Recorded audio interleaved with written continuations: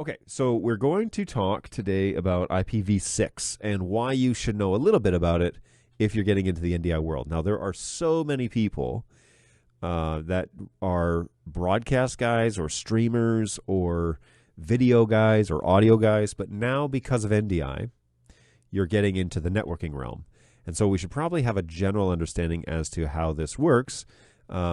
We talk almost exclusively about IPv4 and how that works on this on our stuff, but on this show, and how we connect all that stuff into switches and routers and servers and all of that. But IPv6 has been kind of coming up slowly, but because of necessity. So to give some context here, okay, IPv4, which is what you're used to with traditional IP addresses, like when you go to static settings, against my wishes, and you start typing in your static addresses, that's an IPv4 address. It has 4 octets, so it's like 192.168.100.75. Okay, so that is a IPv4 address. And traditionally in the NDI world, we recommend a WAC24 style subnet, and so that's 22255. And then, you need a default gateway. And so at least having those things in place is the first place to start.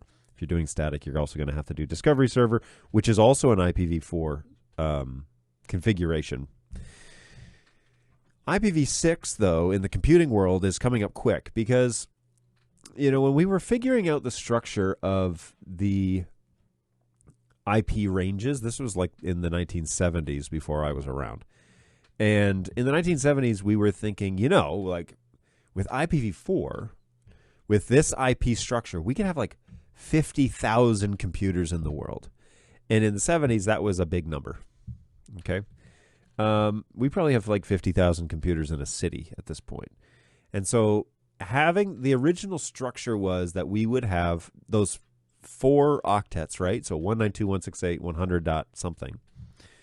That's an internal network, a link local network, but a LAN, as they say, okay, local area network. That's internal in your office. But what they were thinking was, well, if we want to interconnect all these networks together, what we can do is we can have a router, in Detroit, and that router is going to be, 1 dot something dot something dot something. And then we'd have one in Chicago, and that's 3 dot something dot something dot something. And then one in San Francisco, and that's 12 dot something dot something. And that first octet could go from 1 to 255. Okay, so you'd have this huge range, and you could do it basically by region.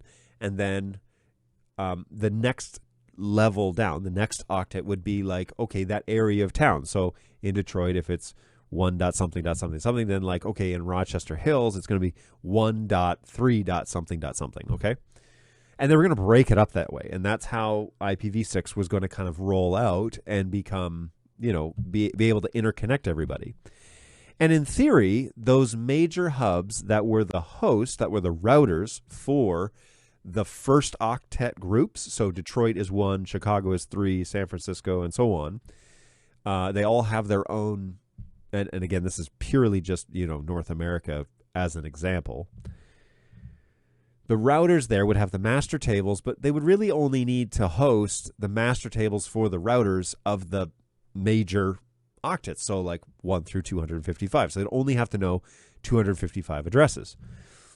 And they could get the packet that was going from my computer on the 1 dot something network over to the 12 dot something network in San Francisco, and it would just need to go up the chain to the main router. The main router would send it over to the 12 in San Francisco, and it would send it down. Logically, that makes a lot of sense.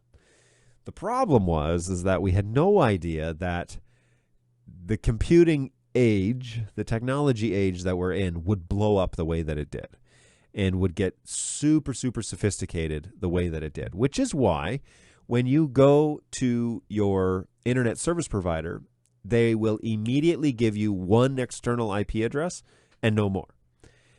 At least, again, here in North America and in Europe usually, unless you ask them and pay them for more. You're always at your home. You're going to be assigned one external IP address, and typically those are grouped, by the way.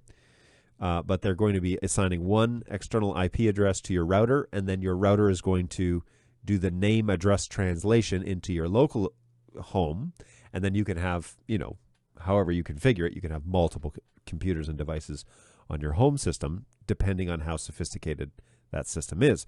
And the same thing goes for, offices and home networks and big corporations and all that stuff. They're going to have one external IP address unless they pay for multiples. And then they're going to have an internal LAN network, which will all join up into those few IP addresses that have been given to you as an external address for your network. Then those will communicate out over to the greater interwebs. So we really didn't have any idea how big this was going to get and how complex this was going to get. And up until recently, we've been kind of trying to deal with, what do we do about this ever-expanding, need to do IPv6? So, or to do networking. And so we came up with IPv6, which was actually quite impressive, because what IPv6 basically does is it removes the need, allegedly, it moves the need for much of the IPv4 networking infrastructure that we talk about on a regular basis here on the BirdDog live show. And so what it does is it allows you to get rid of, a fair bit of stuff, by the way. But I wrote it down here. Okay, so you no longer need things like NAT, so network address translation, with IPv6. You don't need ARP, which is crazy to me. And you don't, if it's done correctly, I still think we'll need this in some fashion, but you won't even potentially need a DHCP server if IPv6 is implemented correctly. The thing about it is that with IPv6, your device has two IPv addresses that gets generated on every device that has IPv6. Okay, so the first thing I want to do is I'm going to just pull up, as an example here, I'm going to pull up the actual network settings that I've got for my computer, just so that you can see them as an example. Now, my network here in my office does not have IPv6 running as a service, okay, which means that one of the functions in this office, one of the functions for IPv6 is currently off, and you'll see that here when I switch over. So I don't know, hopefully you can read this. Let me see. Is that full bandwidth? It is full bandwidth. Okay, so maybe I will, okay, that's all we can do. So here on my screen, you can see my two fiber connections back to my 4250 here in my server, and they're called Ethernet, but they're actually fiber. So Ethernet adapter and Ethernet 2, those are my two connections that go to my 4250, which then pipes the stream out to StreamYard. And that's actually technically not true. It pipes out the NDI stream over to this computer, which then pipes it to StreamYard. But anyways, that's semantics. So here we go. We have our IPv4 information. 192.168.1 is my network, and both of those connections into my network have their own IP addresses. So one is 1.248 and one is 1.45. These are IPv4s. It is a 22255, WAC24 network, and my default gateway is, typically it's either this or 254, but it's the first digit on the range of my subnet, so it's 192.168.1.1. Okay, that's where my default gateway is, and that's issued automatically through my DHCP service. What you'll notice here is there is something called a link local IPv6 address. What this is an IPv6 unique address generated by my computer that is unique to this world. And that is because link local addresses are generated based off of your MAC address, your network card's MAC address. And so I can have two network connections to this computer and have two individual link local addresses. And so you'll notice that each of these are individuals. They're unique in the way that they're designed because each of these network connections have their own MAC addresses. And so when we make a connection, you may just have one network connection, by the way, but you turn on IPv6, and I can show you where to do that, actually. So if I go to Control Panel, inside Control Panel, you can make sure, if yours isn't showing the link local address, you can turn this on by going to Control Panel, okay? And then we want to click on Network and Sharing, and we're going to click on Advanced Adapter Settings. And then we're going to right-click on our connection, so Ethernet, right? This is that first one, Ethernet. We're going to say Properties, and then we're going to scroll down and make sure that this box is checked. If that box is checked or unchecked, check it and then say OK.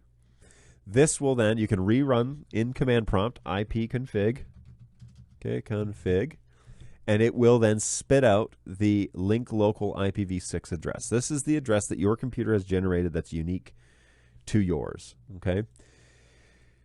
Now, ignore this little number right here. This is something that Microsoft does with the link local addresses. Ignore that for now. That's not an actual IPv6. That's not a typical IPv6 address, but that's just something Microsoft is doing. But I have my own link local address. This is all I need to troubleshoot NDI over IPv6. And the great thing about IPv6 and why Balu says that he uses it every single day is because IPv6 does not communicate on the same level that IPv4 communicates on, which means that if you know the IPv6 address of your camera, you can access it on a web UI over the IPv6 protocol, okay? So we can use it, for example, when we botch the static IP settings of a camera, because the IPv4 settings are not the same as IPv6, which means that we can use them independently. So you're going to look at this and say, well, John, how on earth would I know what the IPv6 address is of a BirdDog device? Fair enough. I'm going to show you. So we can use the MAC address. Remember what I said earlier? The MAC address of my network adapter is generating my link local address on the IPv6. So now we can use that to actually show, we can use the MAC address of our device to generate what the link local address is, and they're all generated the same way. So it's not something unique that's done necessarily exclusively, like there's no individual formula. It's actually generated the same way across all IPv4 stuff. So what I want you to do, I want you to go to your favorite browser, and I want you to type in MAC address to IPv6. All right. And it's going to bring up whatever, a search here that you're going to use. And the one that I always gravitate towards, but it's not exclusive that you need to do it, is this one by NetTools. And what they say is go ahead and fill in the MAC address of your device. And so if I were to do that, I have a BirdDog Flex in. Okay, this is an encoder. And look, on here I have the serial number. It says serial, but it's actually the MAC address of the unit. So I can just type that in. So E, 8.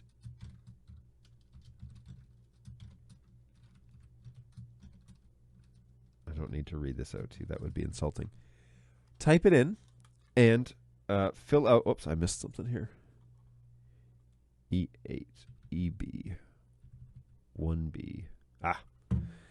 You have to fill it in completely, by the way. Don't miss any of them, or it will tell you it's not right. Okay, so I type it in, and it gives us our IPv6 address from this website. Now, we can get into how it's done, but that's kind of more like, it's more binary talk and like how things actually get converted over. And that's not really the purpose of today's show. Today I want to show you how to use this information to get into your device. Now, this is particularly helpful with BirdDog devices that do not have a screen, right? Because the screens, the 4K family, they show the IP address. And so like we don't really need to know that. However, if you're still having issues getting into the device while it's showing the IP address, for example. This is a way that you can do this. But on the bottom of all of our cameras, we include the MAC address. And so you have the information to get to this level.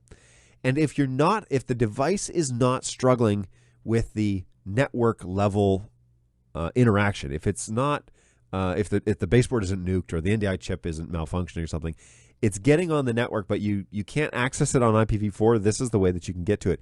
And why Balu loves this method is because customers ship us their stuff on really obscure NDI or IP configurations, static configurations, where like there's no way we're gonna know how to get to it, but we can get by it by using IPv6, because IPv6 is just a different communication level altogether, and I'll explain a little bit of how that's happening in a minute. So now I'm going to take this IPv6 address that has been generated from my MAC address, because they're all generated the same way. And by the way, a link local address is going to start with FE80. And then notice this right here, you have dual, what is this, semicolons? There are two of these.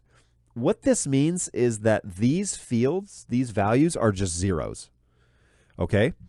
And without confusing things too much, you can only eliminate a group of zeros, okay? So a lot of IPv6 addresses are going to have zeros in them, groups of zeros. You can only eliminate one group of zeros by doing this. If you had another set of zeros later on in the link local, you could do one or the other, but you can't shorten the IPv6 address multiple times doing this, but you can do it once, which means that this actually says FE80 semicolon 0000 semicolon 0000 semicolon EAEB. Okay, that's what's going on here. You're also going to notice that there are similarities to my MAC address to the IPv6 link local address, which is why we say that these are all unique, because every device in the world is supposed to have a unique MAC address, right? And it's actually a violation of manufacturing if they have the same, which is an issue when you start like imaging computers and they all have the same MAC address and you don't actually do like sysprep on them. Again, maybe a foreign language to you. Sorry about that. But you'll notice like E8EB. Well, this is EAEB. Well, that's really similar. Well, what's happening there is we're actually flipping some of the values in the creation process. They're getting flipped. And, oh, look, you can even read here for yourself how to actually the conversion process works. But it's flipping some of the values and reformatting them to, here we go, convert the first hexadecimal to binary. And that's what's going on here. And then invert the bit at index 6. So it makes it from a 0 to a 1, or 0 to a 1, or a 1 to a 0. So it inverts it, and it changes the value. So it changes it from an 8 to an A. All right, that's what's going on here. So that's why it's slightly different, but you're going to see similarities. And so 1B, oh yeah, you also like randomly insert FF into the sequence. And so 1B, and then right here, it says throw ff.fe in the middle. So we see FFFE. Okay, that's a part of the conversion over to IPv6, which is why I wasn't going to really get into this on the show, because it's kind of like way more than you need to know. But once we take the MAC address of a BirdDog device and we convert it over to IPv6, and if you want to know more about that, you can follow up here on this actual nettools.club address. We can take this information and we can copy it, so Control-C. Now I've plugged in my little Flex encoder. And what I'm going to do is I'm going to type in http:// and then bracket, or however you want to call that, rigid bracket or square bracket, I don't know. And then Control V, which is paste on a Windows PC, and then end bracket. And when I hit enter, it is going to take me to the FlexIn web UI, but on the IPv6 address. Notice that my IPv4 address is not up here, which is typical, especially when you're using like the MDNS name. It takes me to the IPv6/login address. This is not communicating over IPv4. This is communicating over the link local IPv6, which means that if you forget or lose or somebody sabotages your NDI IPv4 level, they get into your devices, they screw around with the network settings, or like you're a new guy in a job and you don't know what the other guy did here, you can get into all of the devices over IPv6 locally. All right? So now, just to prove my theory, I type in the password, and here I am. I am now inside, still on IPv6, but now, look, I can see what IPv4 information is being relayed. And I can go into this, I can change the IPv4 information and hit apply, and it won't boot me out of the dashboard, which I think is really cool, because I can go in here, I can set this to DHCP, I can hit apply, I can go to dashboard, I can reboot, or I can restart video, I can reboot device, and I can stay on the IPv6. Now, if you hit reboot devices, it's going to log you out. But I can stay on the IPv6 level and manipulate things on the IPv4 level and make sure that they're working before I leave this screen. So this is crazy helpful when you're trying to troubleshoot things that are malfunctioning on a network level. You can actually kind of rise above it onto a separate networking level, IPv6, and troubleshoot the IPv4 level stuff that's happening inside of the device while not getting booted out while you change the IPv4 values. Okay? It's so crazy. It's really helpful. And if you have this little bit of knowledge, which I'm happily to share with you for free for the cost of admission to the BirdDog John live show here at birddogjohn.tv, this stuff can help you get into, again, you don't have to be a network admin to understand how to get here. You might not know how it's all done behind the scenes, but to get here, I've given you all the tools to interact with your devices on this level. Now, a word of warning before we wrap up here with this, topic. Some networks, if you're doing NDI on a corporate network, some networks turn off IPv6 as a group policy. Okay, so on your computer, you're not allowed to turn on IPv6. So if you go to Control Panel, Network Sharing, you go into the adapter settings and you try and turn that on, there may be a group policy that doesn't allow you to do that. And you'll either need to use a computer that isn't controlled by the corporation, or you'll need to ask the IT department to allow your device and your devices, your NDI network, to have IPv6 information, if that's the case. But in general, that's how it's done. And it's interacting with your device on a different level than IPv4, which is traditionally what we talk about on this show, and how to troubleshoot and how to configure and all that. Imagine if you could configure your entire IPv4 network while operating at what I think is a higher level of networking, and you can interact with the device, you can change the settings, and you can hit apply and make sure that those settings are working before leaving the web UI because you're running on an IPv6. So that's the advantage of using this. We use it all the time in this office. Balu uses it probably every day or every other day. But I know that my guy one of my guys, he doesn't work for me. He's just a buddy of mine now. He does QA testing for us, and he uses IPv6 all the time to get into the device and to see what's happening on the network level, but not be interacting with it through the network level. Does that make sense? If I go to 192.168.1.175, I'm traveling through the web UI and using the IPv4 level of the network to interact with the product. If I'm using the IPv6 method, I'm actually still interacting with it, obviously, over the network port, but I'm not interacting on the IPv4 level, which is where the NDI information is traveling. So it gives you that flexibility. It's a little piece of knowledge that helps you understand a little more about how the products are connecting. IPv6 works on our devices, like that we have IPv6 local addresses on our devices, and more on that coming soon, by the way, because the world is changing quickly.